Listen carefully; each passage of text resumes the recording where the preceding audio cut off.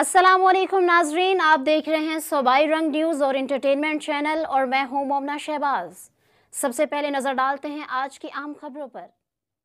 खबर शामिल करते हैं सरगोदा से। थाना सलावाली की बड़ी कार्रवाई सामने आई। चोरी के 15 मुकदमात में मतलूब 4 रुकनी गैंग गिरफ्तार।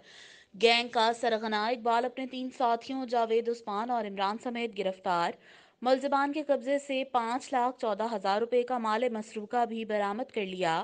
बरामद माल मसरूका बाद इस कानूनी कार्रवाई असल मालिकान के हवाले किया जाएगा, जिनमें सोलर प्लेट्स, बैटरियां, वाटर पम्प्स, मीटर केबल और पंखे वगैरह हैं।